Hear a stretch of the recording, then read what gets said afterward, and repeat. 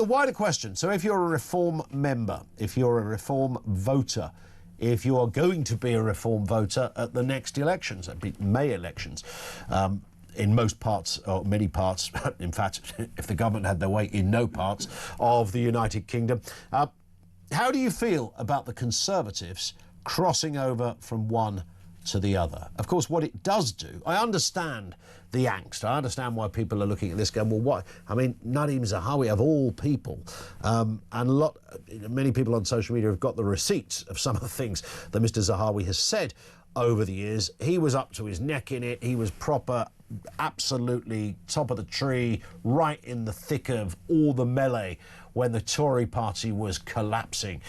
There was Nadhim with his head poking above the sand as the party sank.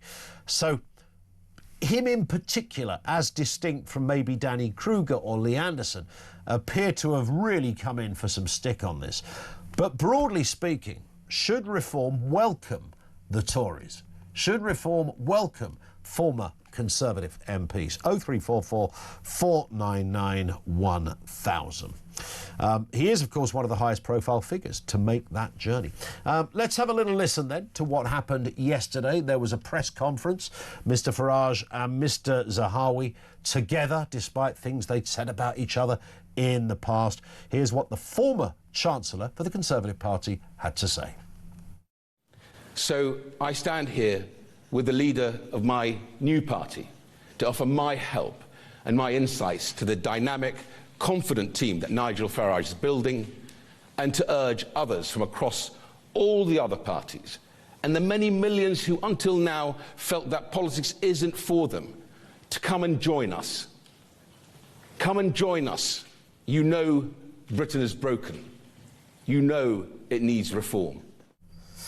Well, it's a bit of a double-edged sword for Reform UK. Dave Wooding is with us, columnist with The Sun, political journalist of many years. Dave, you've seen people come and go, cross the floor. It's always a big moment, isn't it, when you're sat there in the press gallery and somebody walks over to the other side and there it is. Wow. What we're seeing here is something perhaps slightly different. These are mostly former MPs, of course, now, but of course there's been a couple of high-profile serving MPs. Is this good for Reform? Because the criticism is, of course, as you well know, well, you know, what's the point in stuffing your party full of Tories when you're meant to be the antidote to the Tories? Yes, there will become a tipping point here for Reform UK. Yep.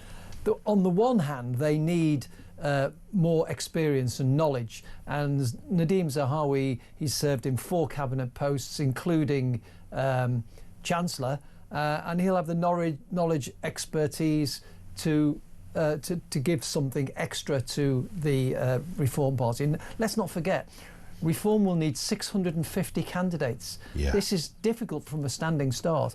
They'll need 250 really good MPs if they're going to wipe out any chances of rebellion on the backbenches.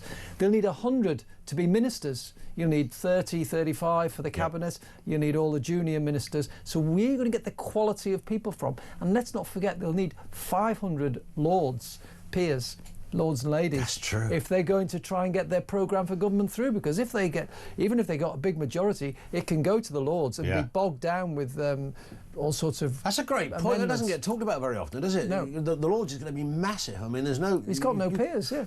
We'll have no space either. Yeah, no, absolutely. To get the extra peers in. So how are they going to do that? Well, that is a big problem. So, you know, it's difficult to know what Nadhim Zahawi will get. That is why I keep in touch with Richard Tice. Well, absolutely. You never know. Well, I tell you, there will be places for people who they'll have to be, because you just cannot, from a standing start, get the quality, the knowledge and the expertise that you need to fill those vacancies. So, yes, on the one hand, it's important to have those experienced people over. The downside of that is, are you becoming Conservative Party light? Because the main reason so many people are jumping to Reform is that they are sick to the back teeth of the 2 old parties, of the Conservatives and the Labour Party. And they feel that the Conservatives let them down over the last 14 years and they want something different. And that is why they're back in Reform. And there will come a point where they say, you're just stuck filling your benches with Conservatives. We don't want Conservatives. We want the authenticity of Reform. But of course, you know, as you rightly say, Dave, they do need experience. Yes. And when you start to put some of those faces in there, I know they're not MPs now, But if you look at Danny Kruger, of course, you know, is an MP. But if you look at some of the faces we're talking about, it does begin to create a more kind of solid block of representation from reform. Nadhim Zahawi and Nadine Dorries in there as well. Even some of the lesser known that are there.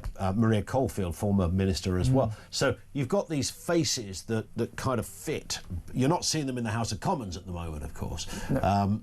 But you know, the criticism from reform voters is we just don't want these people. No, absolutely. I mean, let's Richard Tice, of course, could be a Chancellor, I guess, but you've got somebody here with an economic background in Nadhim Zahawi, and with Danny Kruger, you've got somebody who knows about who's a policy wonk. He knows how to make policy, how to get things through the civil service. What with Cameron all those years. Yes, people who know how to which levers to grasp to get things done. That's vital, because until now, Reform has been an insurgency party and a one-man band, in fact, run by Nigel Farage. People like him, but around him, as David Cameron once said, it's a party of closet racists and fruitcakes. Swivel-eyed, yeah. So, I mean, that's obviously he was that was a polemic on what he actually thought. But nevertheless, a lot of the people who are in there have no experience of government, and it's going to be very difficult otherwise. Yeah, I just wonder whether,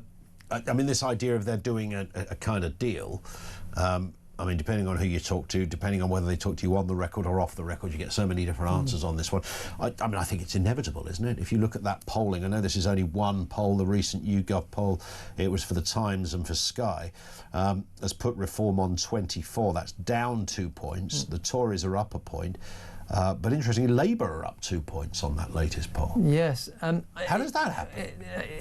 It's odd. I mean, it's bizarre. The polls, of course, you get different pollsters who use slightly different systems and different samples. So there is also always a bit of fluctuation. True. But it's true that Kemi Badenoch has actually started to land a few blows on Keir Starmer and is looking a bit more like a leader. So perhaps things are looking up there.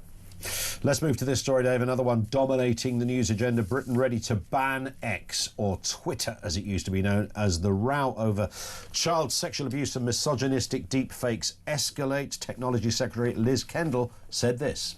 This new criminal offence will make it illegal for companies to supply tools designed to create non-consensual intimate images targeting the problem at its source. And in addition to all of these actions, we expect technology companies to introduce the steps recommended by Ofcom's guidance on how to make platforms safer for women and girls without delay. And if they do not, I am prepared to go further. Yeah, spoiler alert, they're not going to ban X. I mean, I sense that very much. And it is worth saying, because there's a lot of, again, social media, a lot of people going, yeah, well, this is Starmer's secret plan is just to ban it because he hates... Actually, it was arguably X that possibly won Labour the last election, because they did a huge campaign disproportionately with X. Even it was owned by Musk then, so nothing had changed in that respect. It was their best friend. I know Musk has become more vocal since. He doesn't like regulation of any kind. He's tried to sort of address this by making people sign up to a sort of more premium service if you want editing capability on your account. But it's where this is where you can wear more than one hat, isn't it? Because I get it. I don't think anybody wants a picture of their daughter sort of deep faked into looking, you know, either naked or something of that nature. And the ones we see online are just the ones that have been made for publication. People can make all sorts of things. Yeah, what's alarming about this is that it is the AI tool of X itself, and you sign up to X and you can click on it and use it, and people have found a way to do things with it which perhaps wasn't intended. I think obviously they have to try and clean that up, and they have to crack down on people who use it. It's like the abuse on people get on Twitter, and the libels and the and the incitement you get on Twitter. That is all illegal in itself. So rather than banning X, you need to go for the people who are committing an offence. It's a bit like closing down all pubs because you occasionally get a fight in a pub. You know, there's all this violence going on in pubs. Let's shut them all down. Let's close all the football grounds down because you get a bit of racist chanting or a bit of fisticuffs after a game. you know, the answer is to crack down on the people who are breaking the rules. But could you not I mean, bearing in mind, we're talking about artificial intelligence here, you can do whatever you want it to do. Could you not just put an instruction in your Grok algorithm that says, right, never make any requested photographs of anyone naked or semi-naked? I suppose you could. Quite easy to do that. I'm not an expert on AI. I'm not an expert on intelligence at all, even. But I suspect that the issue here is the different mindset between the British and the Americans. Yeah. So they think that free speech trumps absolutely everything, and you can say whatever you like, effectively. And maybe I'm being a bit. Well, it more or less is that, isn't it? They think that you can say whatever you like and it's free speech. Here we perhaps have gone a little bit the other way, which is accusing, which has led to accusations from the Trump administration that Britain is cracking down on free speech. So I think the answer really is we have to balance it up a little bit. And the problem with Elon Musk is that he probably thinks that, well, this is free speech, you can do what you like with Grok. And I think one of the problems, I saw somebody yesterday saying, why are all these people moaning? It's just someone's head. The person hasn't been artificial. In fact, I saw a few people mention this. The person hasn't been kind of recreated. They've just stuck someone's face on a body. And of course, actually, it isn't that, because the AI system in this case is able, if it has the right photograph to begin with, it's able to take an educated guess at someone's body shape, what they might look like. And let's face it, these images don't look like a cut-out face on some, they're quite professional. They look literally like someone. I don't think you'd want that for your daughter. I don't think you'd want it for your mother. But do you ban it? Well, I mean, I've seen it from my friends, and I was quite outraged. A female journalist friend of mine I saw on there, and while it wasn't a naked picture, it was a picture posing in a way I would know that the person wouldn't do. You know, I reported it, but what do you get back? Nothing. Nobody does anything about it. That's the problem. Indeed. We'll talk more on that. I still want some comments on the X thing. How do you police artificial intelligence, or do you not? Because, you know, if we think there's a lot of stuff said on social media now that many people find you know, at best unfortunate and at worst almost criminal, then once AI gets up and running good and proper, does anything go there? Can you do anything? You recreate a nice video of you doing something, you know, you don't like your neighbour, so I'll tell you what, I'll knock out a bit of CCTV, I'll put in the algorithm, make it look a bit grainy, make it look at night, and what I want is my neighbour Alf up the road, who I've never liked, I want pictures of him bothering foxes or something, I don't know, whatever you want to do, and I'll post it round the village. Is that all right? Is that okay to do that? You know, who knows? I mean, if you believe in full free speech, do you believe in that? And in terms of reform and the Tories, should reform actually welcome former Conservatives? 034